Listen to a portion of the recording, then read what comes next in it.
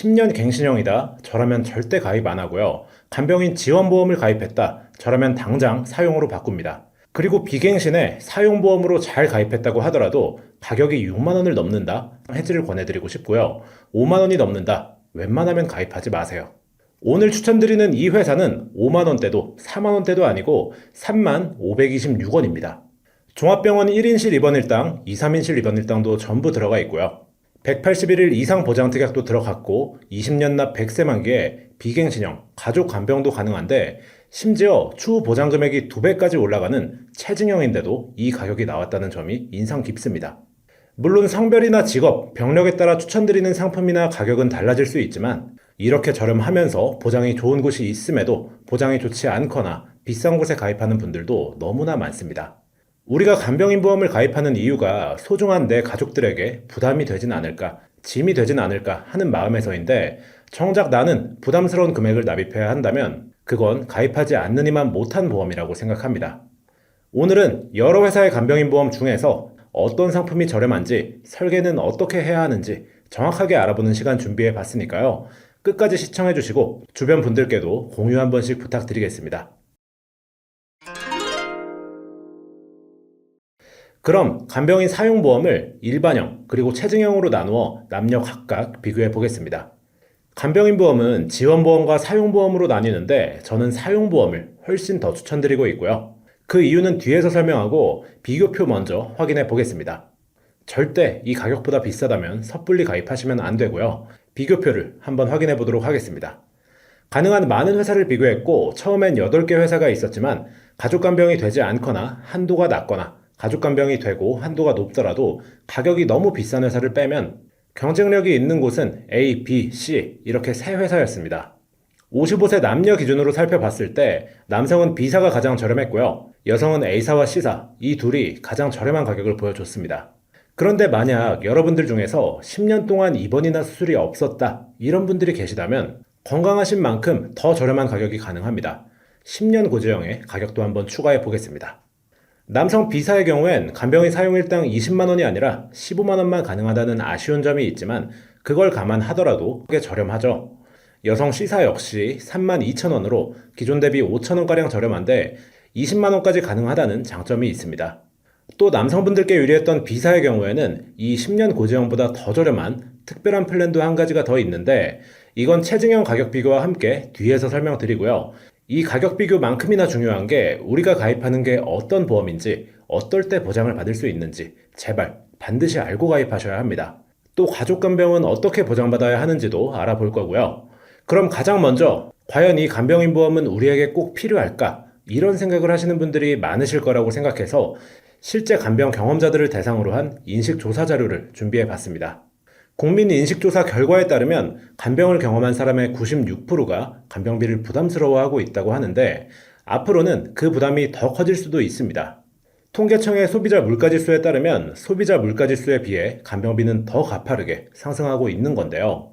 저 역시 몇 년 전까지만 하더라도 간병인 보험 필요 없다, 가입하지 마셔라 라는 얘기를 주로 드렸지만 그때는 지금에 비해 간병비 보험의 조건도 형편없었고 간병비 자체도 지금만큼 비싸지 않았습니다.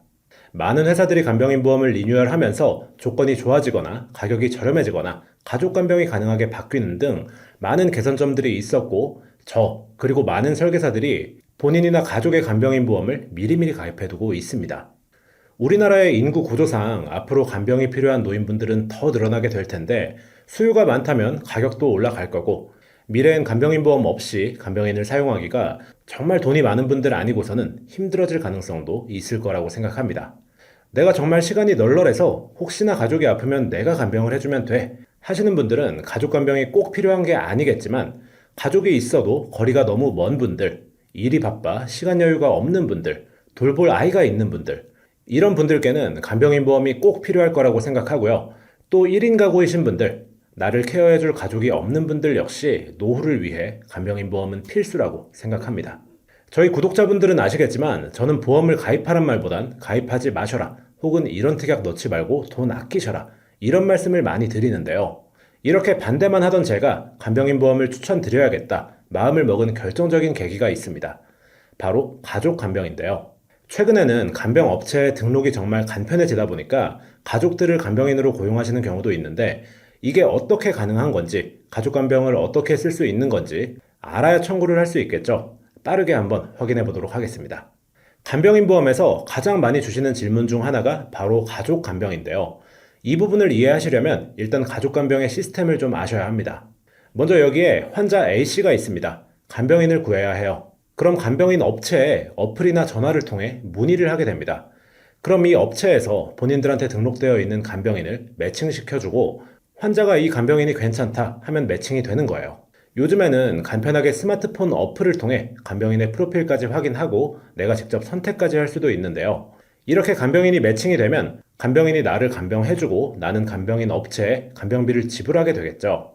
그럼 간병 업체는 소정의 수수료를 떼고 간병비를 정산해 줍니다. 이렇게 간병인이 매칭이 되면 간병인이 나를 간병해주고 나는 간병 업체에 간병비를 지불하게 되겠죠. 그럼 간병 업체는 소정의 수수료를 떼고 간병비를 정산해 줍니다.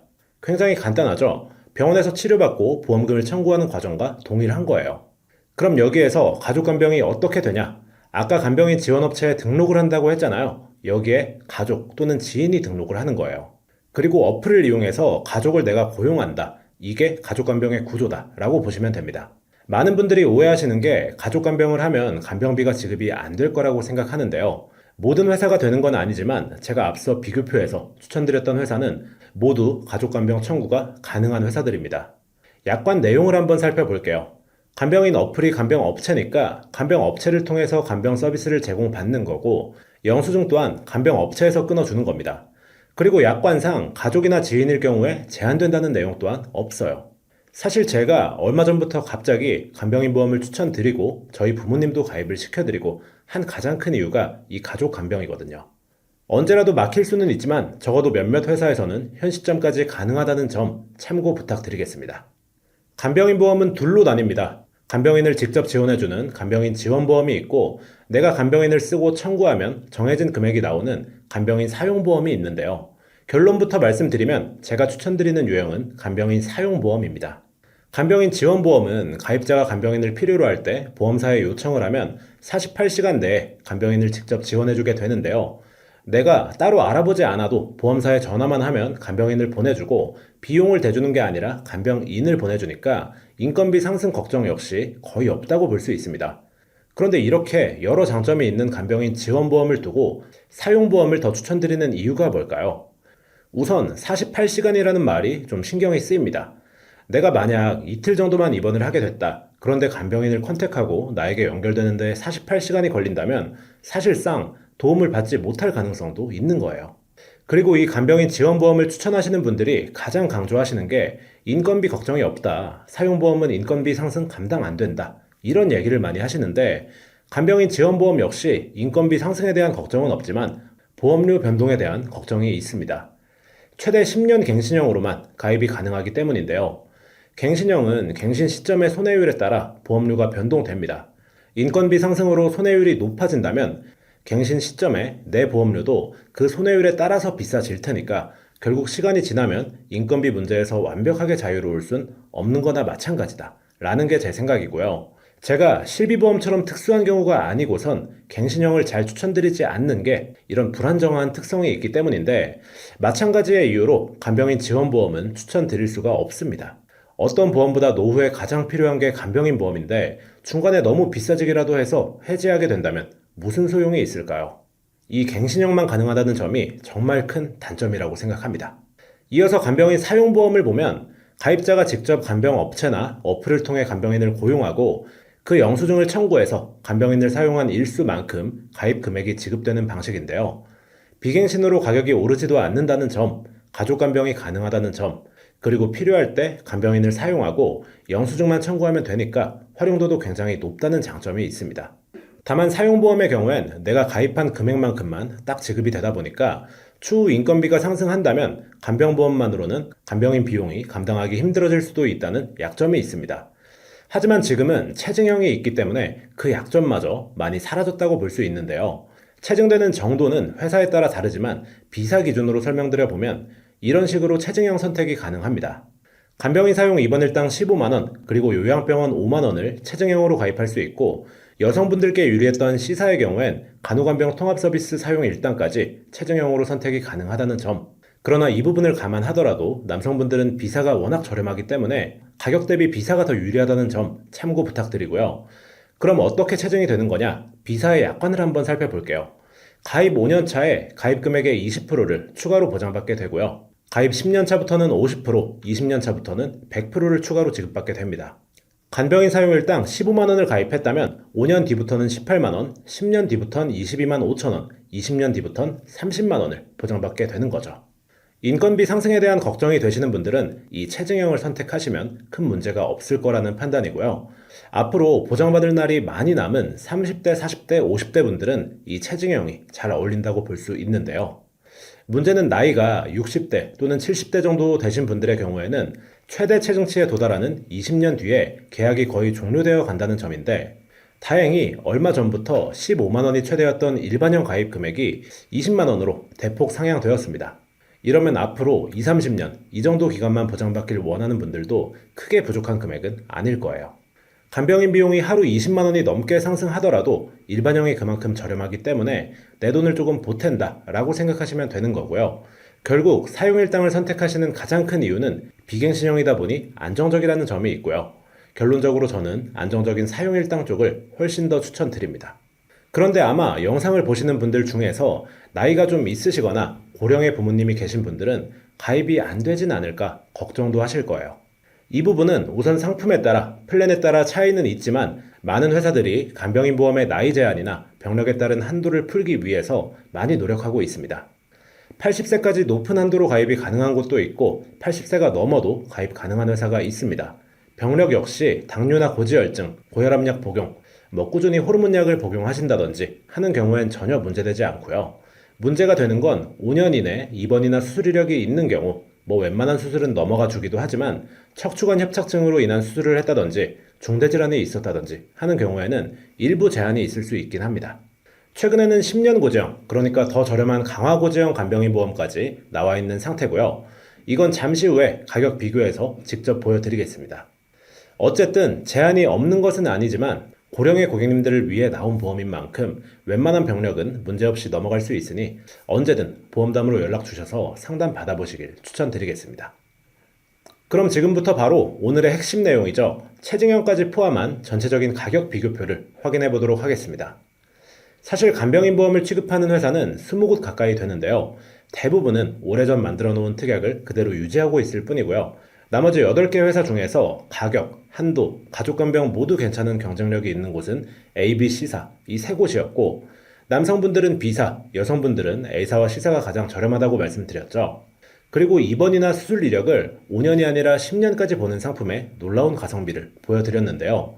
남성분들의 경우 건강체 10년 고지형으로 인수 가능한 분들은 이렇게 말도 안 되는 가격까지도 가능합니다. 여성분들의 경우 안타깝게도 간편 10년 고지형이 더 저렴하다는 결과가 나와서 따로 추천드리지는 않았고요. 그럼 이제 나는 일반형으로는 만족이 안 된다, 나중에 간병 비용이 오를 것까지 생각해서 체증형을 준비하고 싶다 하시는 분들을 위해 체증형 가격 비교표도 준비해 봤습니다.